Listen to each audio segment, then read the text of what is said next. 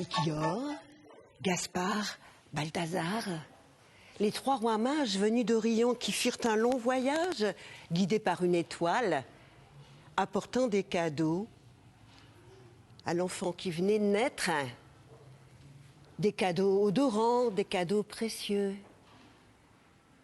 Moins connu est le quatrième, Ichilok. Ichilok, là-bas, dans sa lointaine Amérique, comme tous les matins et tous les soirs, rend grâce au soleil. Son vieux visage est éridé de tous les sourires qu'il a donnés. Il est rougi de tous ces hommages qu'il a rendus au soleil. Mais là, ce soir, son vieux visage, il est illuminé d'un immense sourire. Elle est là, la nouvelle étoile. Il sait qu'elle lui indique un long voyage.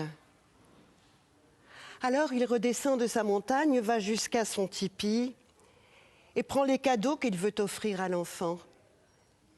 Des plumes aux reflets irisés, 2 émeraudes d'un vert profond, 2 pépites d'or, oh, une gourde d'eau la plus pure.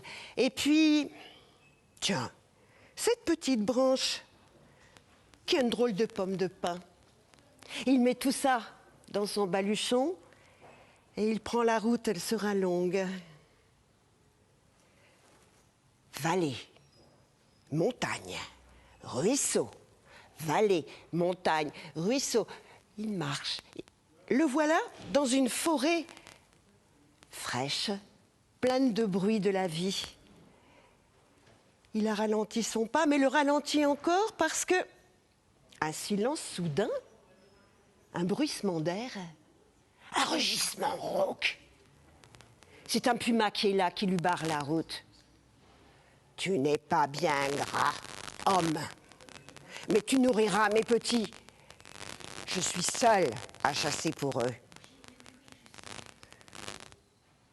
Ah, dit Ichilok, et pourquoi es-tu seule à chasser pour tes petits? Ma femelle est aveugle. Des chasseurs l'ont blessée aux yeux.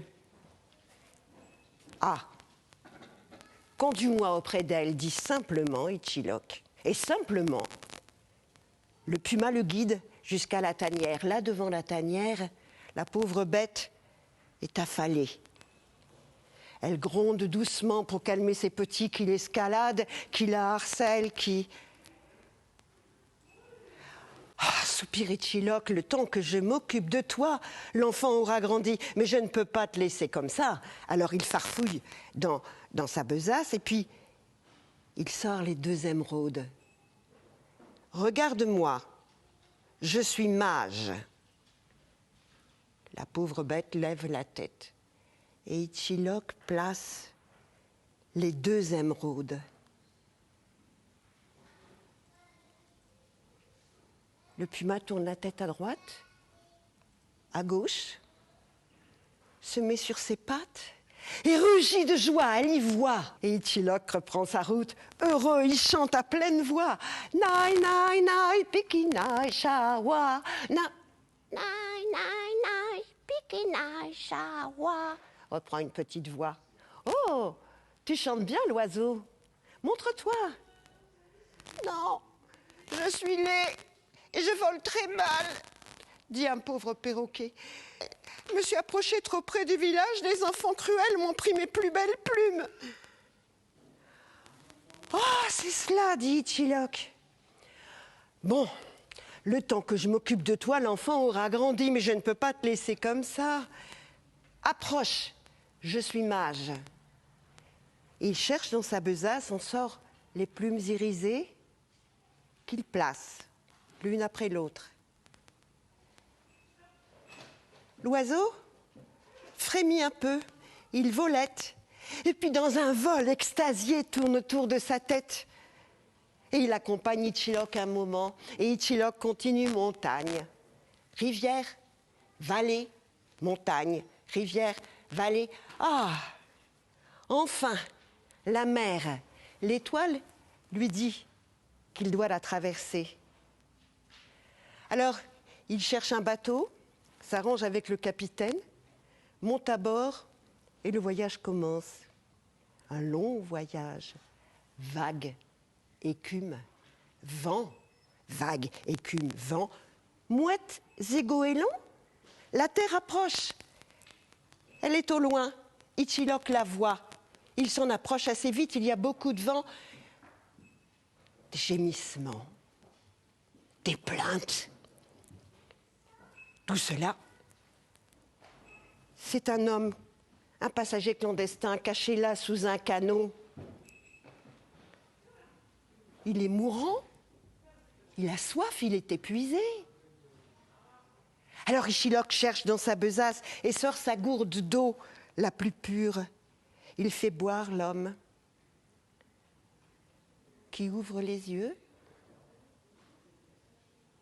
qui regarde autour de lui, qui se redresse, qui dit merci et qui détale dès que le bateau accoste. Le voilà sur cette terre. L'étoile est toujours là. Là, tout est blanc.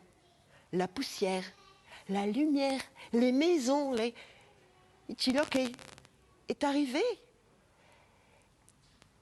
à l'entrée d'un village.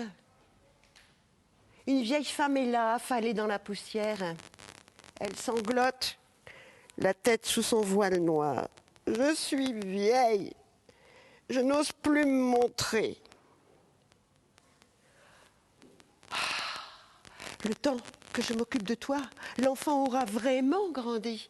Mais je ne peux pas te laisser comme ça. Attends. Et il farfouille dans sa besace presque vide et en sort un miroir argenté. Il lui dit « Regarde, la vraie beauté est dans le cœur. Ce miroir peut te la montrer. » La vieille femme sourit, consolée. Et Ichilok bavarde avec elle, lui raconte son voyage, son histoire. Mais de nouveau, des pleurs et en plus, des cris. Deux hommes sont là, aux gestes brutaux, en colère. Ils tirent entre eux une petite fille. « En prison, la voleuse !»« Mais qu'a-t-elle fait ?» demande Ichilok. « Elle a volé un pain. En prison, la voleuse !»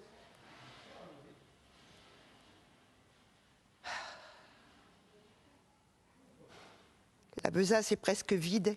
Il y reste 2 pépites d'or. Est-ce que cela suffira pour vous dédommager? Oh! Ravis de cette aubaine, les 2 hommes sont partis. Ichilok, la vieille femme et la petite fille discutent tranquillement, gentiment. Et la vieille femme dit « Mais je connais l'histoire de l'enfant, mais tu sais, il a grandi, il est parti. » Et on dit qu'il parle avec les sages du temple à Jérusalem.